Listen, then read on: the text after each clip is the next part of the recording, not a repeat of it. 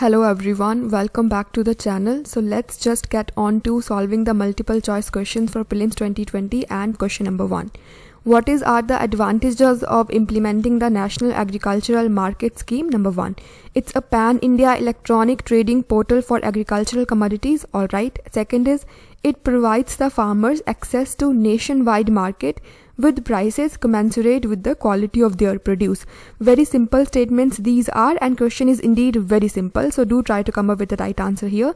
It's from previous year papers, so nothing difficult here. So let's get on to the answer either way. So basically both of these statements are correct and they are quite self-explanatory. National Agriculture Market is indeed aiming to provide a pan-India or an all-India electronic trading portal for agricultural goods.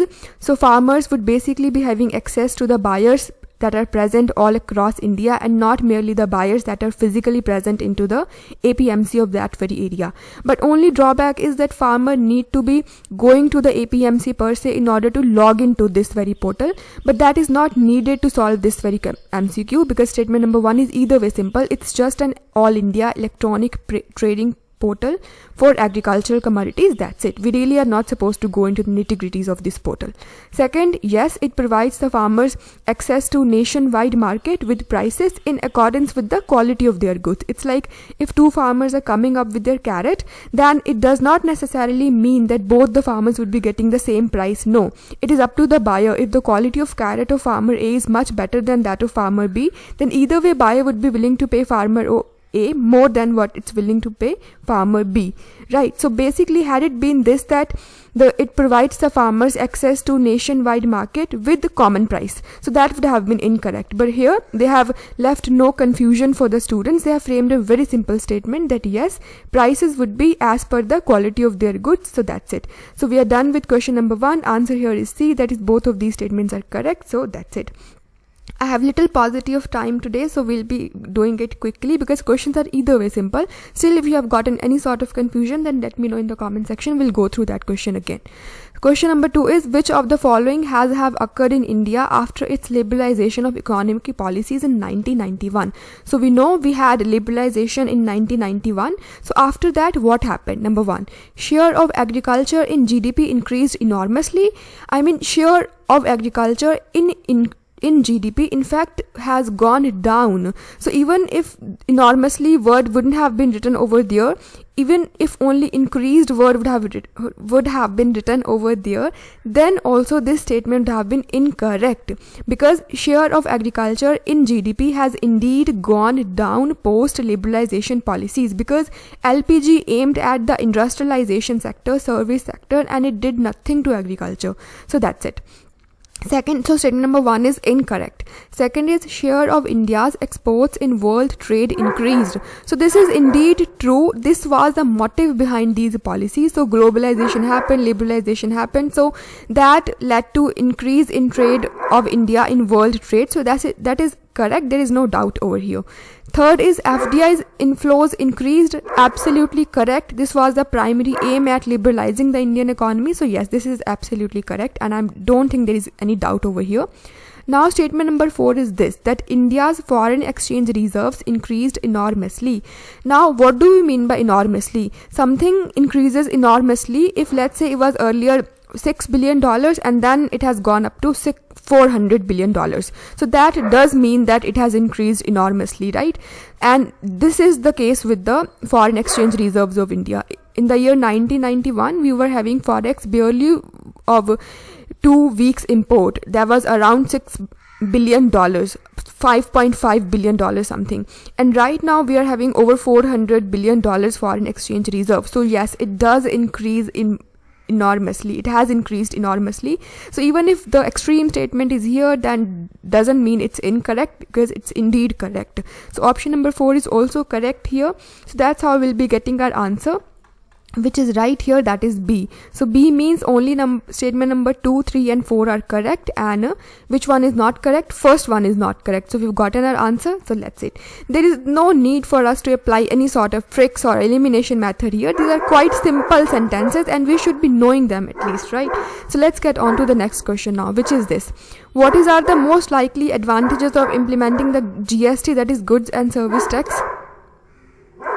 So statement number 1, it will replace the multiple taxes collected by multiple authorities and thus create a single market in India. Absolutely correct. This is what basically goods and service tax is, to replace the multiple taxes, that too collected by many agencies, and that's how we'll be getting into a common or single market. Statement number 2 is this, that it will drastically reduce the current account deficit of India and will enable it to increase its foreign exchange reserves. Herein, current account deficit has nothing to do with the goods and service tax. I'm sure if we are preparing for UPSC, then at least what is current account deficit, that's something we know.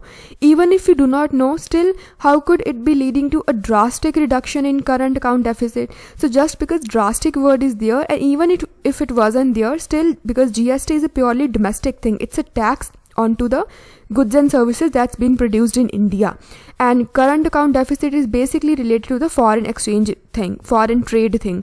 So it has nothing to do with the current account deficit. It's purely absurd thing. So that's it. So statement number 2 is not correct. Third is, it will enormously increase the growth and size of economy. It to a certain extent would definitely be increasing the growth and size of the economy, and we can think of at enormously as well. But then what examiner has written added is this, that it will enable it to overtake China in the near future.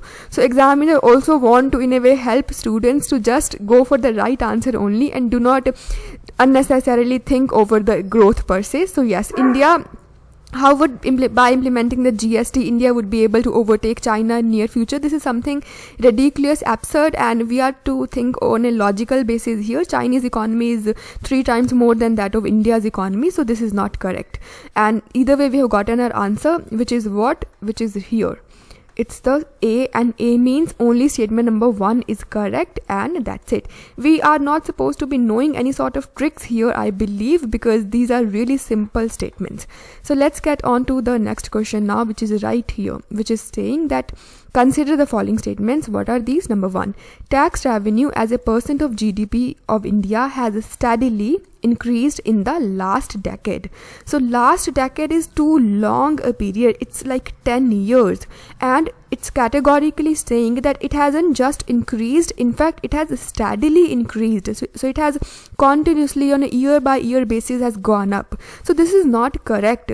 I'm sure even if you're reading economy in a very very good way, still to keep hold over such a thing as in what was the tax to GDP ratio or tax revenue as a percent of GDP, that too for 10 years, is something that nobody can do. So we just have to apply our common sense here. So that's indeed not the case, because had it been the case, then it would have definitely gotten highlighted by the Hindu, by the Indian Economy Survey, or anything by your coaching sources, but it wasn't gotten highlighted, and so it's not correct. So that's it. What I intend to say is that had this been the case, then this would have definitely be gotten highlighted by at least one coaching institute, because it's really big thing to have a continuous increase in the tax percentage of GDP, right? But because it's not, so that's it. So we've not gotten an answer, because we are yet to solve statement number 2. So here it is. Fiscal deficit as a percent of GDP has steadily increased in the last decade. This is absolutely incorrect, because this was all over the news. Fiscal deficit in fact has gone down. So it is definitely has gone down, and has to be no confusion over statement number 2.